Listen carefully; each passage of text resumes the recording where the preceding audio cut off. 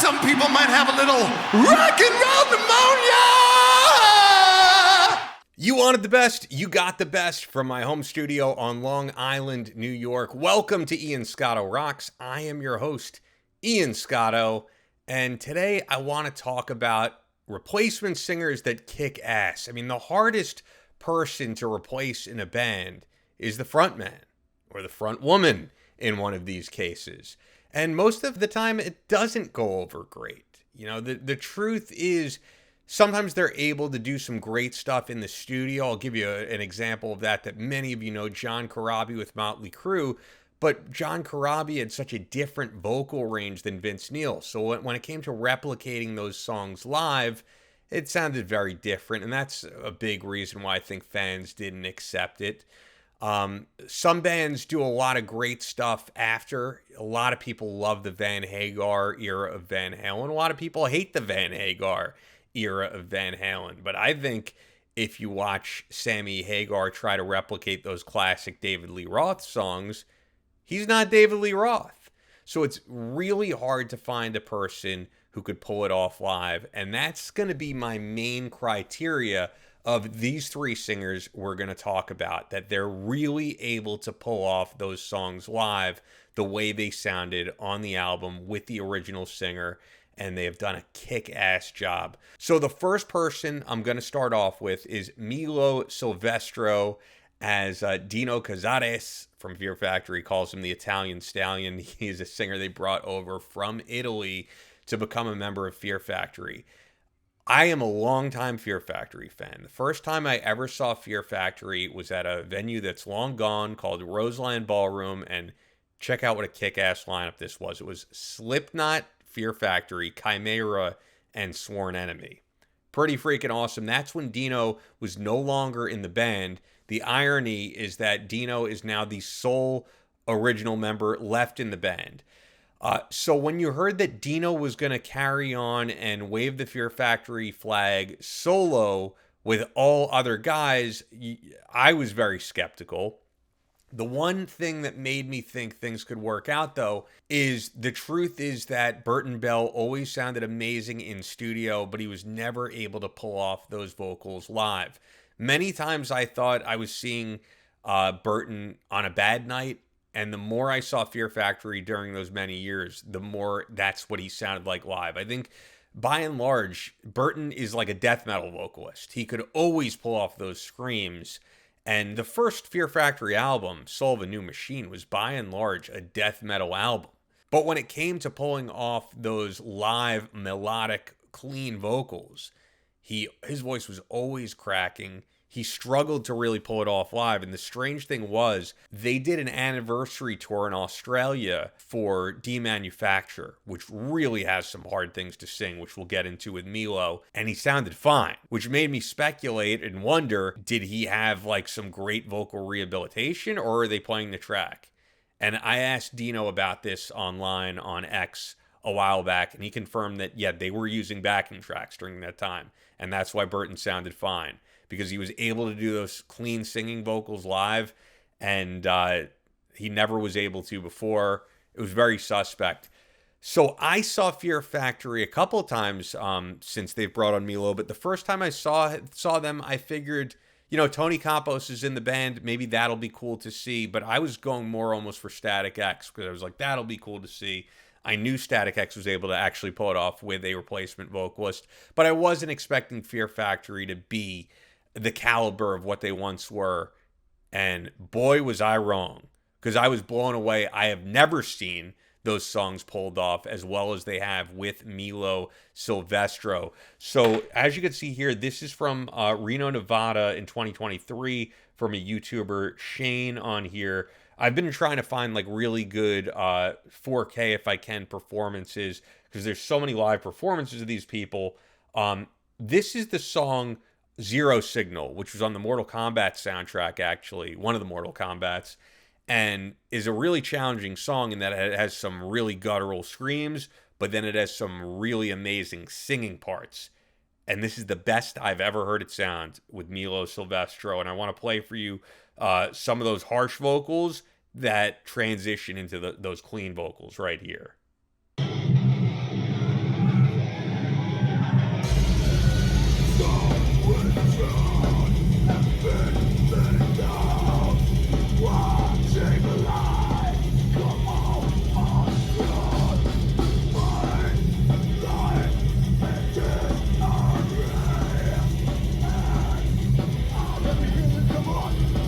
Here we go.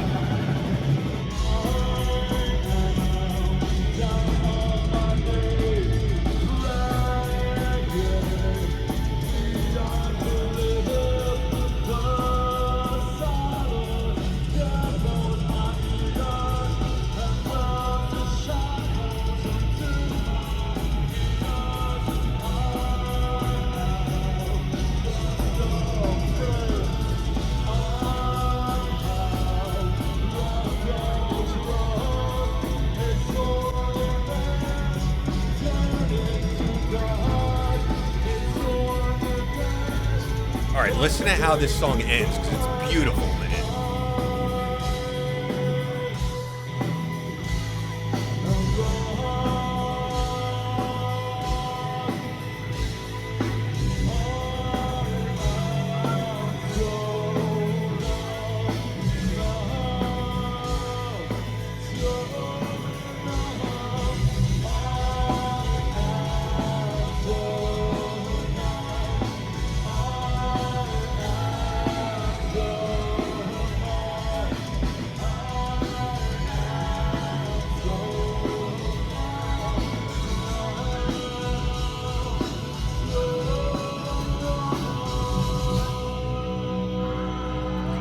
That harmonizing they do, that you hear Tony and Dino also singing, beautiful. They never did that before on stage. If you're a little skeptical about seeing them live the next time they play your city or something, go see them, man. They sound better than ever before, regardless of if it's just one guy in the band. And you'll see that's a little bit of a theme of these replacement singers.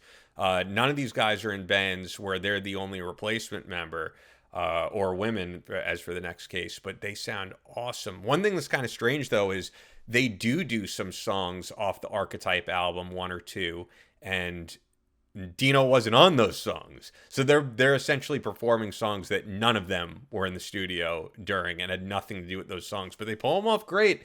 And that's the number one thing, I think. When people wonder, should I see this band? There's only two members left. There's only one member left. Hey, the number one thing I would say, as long as there's someone in the original band, can they pull it off?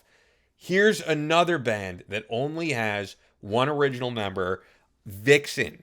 The only original member is the drummer, Roxy Petrucci. Now, the original singer of Vixen, Janet Gardner, is tremendous. Tremendous. I saw her many years ago when she was playing with Scrap Metal at Mohegan Sun, and they did her big hit with Vixen, Edge of a Broken Heart.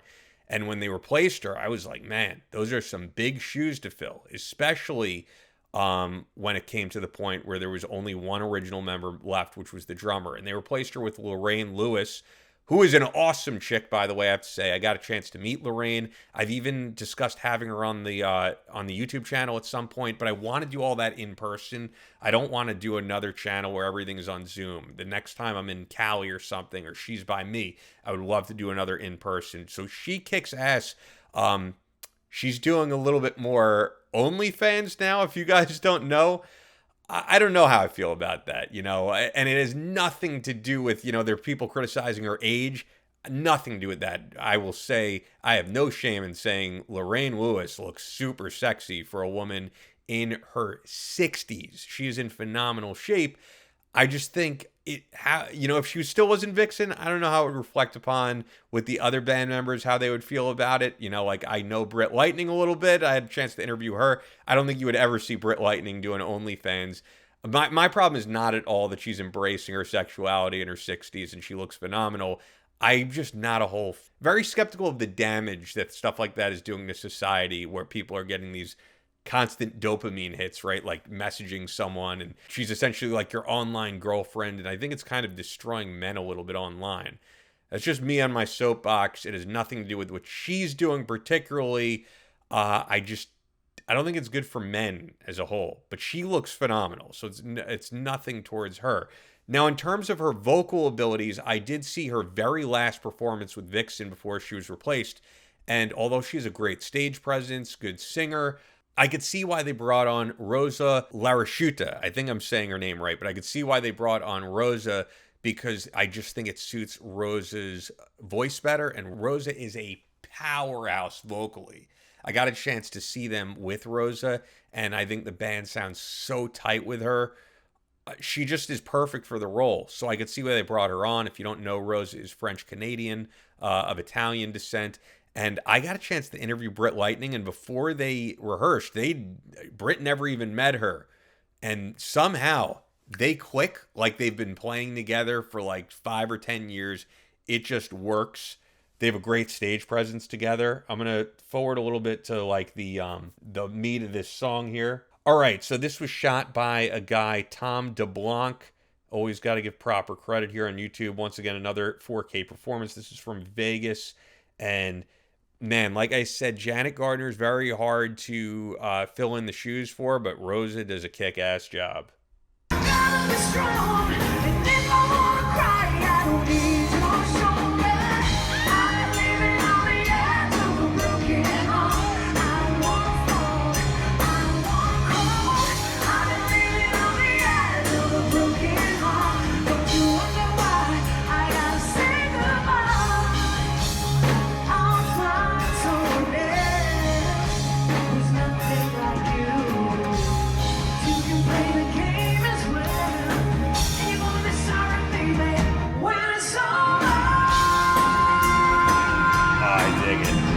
And I will say, just to be fair, she doesn't hit the high note that Janet Gardner does of when it's over, like that really high.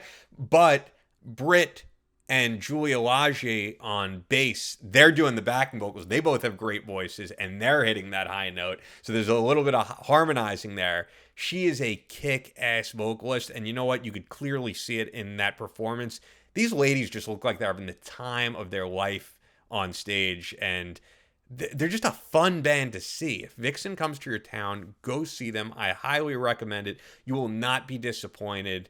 And once again, if you wonder, is it worth really seeing a band when the only original member left is the drummer? In many cases, no. In their case, yes. They sound awesome. All right, I'm going to save, I think, the best for last here, because unlike the other two groups that I mentioned, Queensrÿche has made some great stuff in the studio. They've put out some kick-ass albums with this singer, and he's been in the band for quite a while, and that's Todd and Jeff Tate are some big shoes to fill. And Jeff Tate still sounds great if you see him solo. I think the problem was more just internally with the band. They were literally getting into fights on stage, and so he had to be replaced. But these songs sound like they're Todd LaTorre songs now. I don't think it's Todd trying to imitate Jeff Tate. I just think they have such a similar voice that when you see him live, you're like, this sounds as good as it does on the album. And he's doing certain songs that you don't see Jeff Tate doing more anymore. Case in point here, Take Hold of the Flame. There are some incredible high notes that Todd pulls off. And every time I've seen them, which is many times, he kicks ass, man. There is no off night for Todd LaTorre. This is posted by G-Man.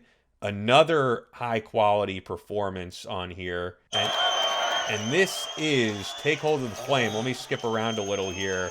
I want to get to some of these high notes, man. He is a phenomenal powerhouse of a vocalist. He is probably, I think he's number one, right, when it comes to this category of vocalists who were able to pull off being replacements. And that's because he's done great stuff with them in the studio, and then he's replicating the old songs live. So without further ado, here we go.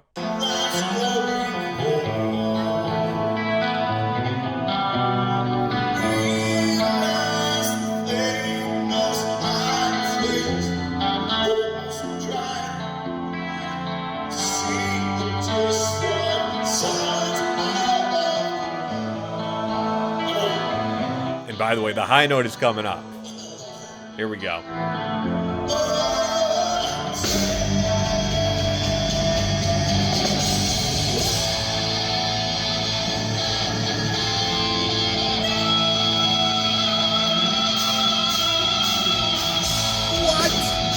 What?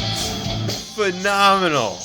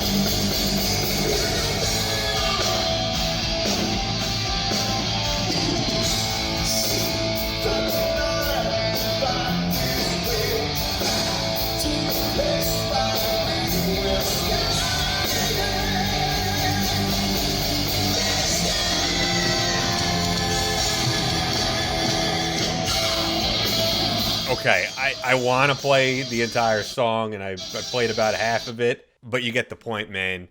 That is such a hard song to sing. Night after night, he pulls it off. Now, Queensrÿche is another one of these bands. Queensrÿche now only has 2 original members left. Is it worth seeing them? Abso-freaking-lutely. They are awesome. They are awesome live. And Jeff Tate is worth seeing live solo as well, and he's about to wrap it up, I believe. So this may be one of your last chances to see Jeff Tate, but Queensrÿche, they're still doing it big. Todd is younger than the other guys, I believe, like significantly, right? So he's definitely able to still keep going. He's in his prime, and it's just as long as these 2 original members can keep it going.